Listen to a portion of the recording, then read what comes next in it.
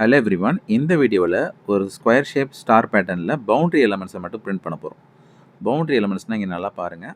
இதுதான் வந்து பார்த்திங்கன்னா ஃபுல் ஸ்கொயர் ஸ்டார் பேட்டர்ன்.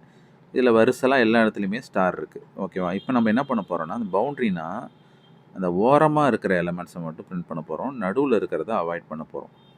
ஓகேவா? அந்த ரெட் கலரில் மார்க் பண்ணியிருக்கிறத நம்ம பிரிண்ட் பண்ண போகிறதில்ல, அங்கெல்லாம் ஸ்பேஸ் விட போகிறோம்.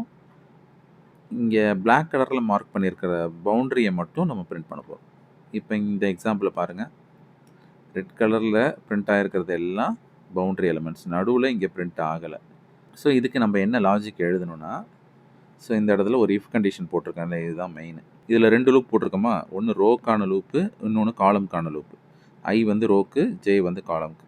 இஃப் கண்டிஷனில் என்ன செக் பண்ணுறோன்னா, ஐயோட வேல்யூ ஒன்றா இருக்கணும், இல்லைனா ஈக்குவல் டு என்னாக இருக்கணும். என் வந்துட்டு இந்த நம்பர் ஆஃப் ரோஸ் யூசர் வாங்குவோம்ல அது.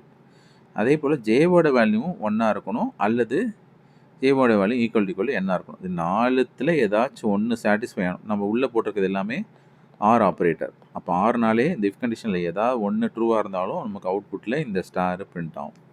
புரியுதா? இப்போ நல்லா இங்கே இந்த இடத்துல பாருங்கள். ஃபஸ்ட்டு இருக்கிறது ரோவோட இண்டெக்ஸு, செகண்ட் இருக்கிறது காலமோட இண்டெக்ஸு. ஓகேவா? அப்போ இது வந்துட்டு ஃபஸ்ட் ரோ ஃபஸ்ட் காலம் சொல்லணும், first row second column, first row third column, first row fourth column அப்படின்னு சொல்லணும். அதே போல் நெக்ஸ்ட் லைனில் இது second row first column, second row second column, second row third column, இது செகண்ட் ரோ ஃபோர்த் காலம், இந்த மாதிரி இது போயிட்டுருக்கும். இப்போ நல்லா பாருங்கள், இங்கே இஃப் கண்டிஷனில் ஐயோட வேல்யூ ஈக்குவல் ஒன்றா இருக்கணும்னு சொல்லியிருக்கேன்னா, அப்போ ஐனாலே ரோ. இப்போ ரோவில் பாருங்கள், இங்கேயும் ஃபஸ்ட் ரோ, இங்கேயும் ஃபஸ்ட் ரோ, இங்கேயும் ஃபஸ்ட் ரோ, இங்கேயும் ஃபஸ்ட் ரோ. அப்போது இந்த ஃபஸ்ட்டு இஃப் கண்டிஷன் மேட்ச் ஆகும் இந்த 4 ஸ்டாருக்குமே. அதனால் இந்த 4 ஸ்டார் பிரிண்ட் ஆகிடும். அதே போல் இந்த சைடில் கவனிங்க,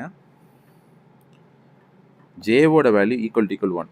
ஓகேவா? இப்போ ரெண்டாவதாக இருக்கிறது காலமோட இண்டெக்ஸ்ன்னு சொல்லியிருக்கேன்னா, அப்போது இங்கேயும் 1, இங்கேயும் 1, இங்கேயும் 1, இங்கேயும் 1. அப்போது இந்த 4 சைடுமே 1 கூட மேட்ச் ஆகிறதுனால இந்த 4 சைடும் பிரிண்ட் ஆகிடும்.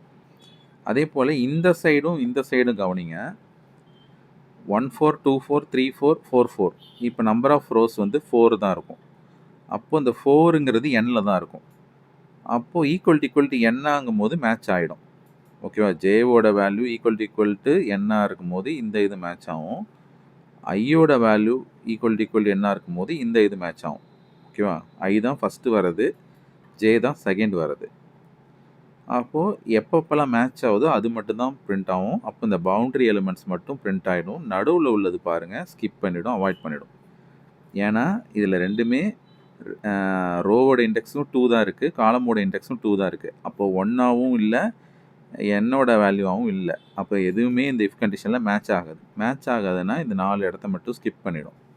இப்போ இந்த லாஜிக் அப்படியே C++ ப்ரோக்ராமாக மாற்றிருக்கேன். இப்போ மெயின் பிளாக்குள்ளார நம்பர் ஆஃப் ரோஸை யூசர்டேருந்து வாங்கி எண்ணில் வச்சிடுறேன். இப்போ 2 லூப்பு போடுறேன், ரோக்கான லூப்பு, காலம்கான லூப்பு. அப்புறம் இஃப் கண்டிஷனை போட்டுட்டு ஸ்டாரை பிரிண்ட் பண்ணுறேன், இல்லைனா வெறும் ஸ்பேஸ் மட்டும் பிரிண்ட் பண்ணுறேன் எல்ஸ் பிளாக்கில். இப்போ அந்த ப்ரோக்ராமை ரன் பண்ணுறேன் பாருங்கள். என்டர் சைஸ் கேட்குதா, நான் வந்துட்டு 5 கொடுக்குறேன். இப்போ பாருங்கள், பவுண்ட்ரி எலிமெண்ட்ஸ் மட்டும் கரெக்டாக பிரிண்ட் ஆகுது. இப்போ எகெயின் ரீரன் பண்ணுறேன். இந்த வாட்டி சைஸ் வந்துட்டு நான் வந்து 4 கொடுக்குறேன். கரெக்டாக பவுண்ட்ரி மட்டும் பிரிண்ட்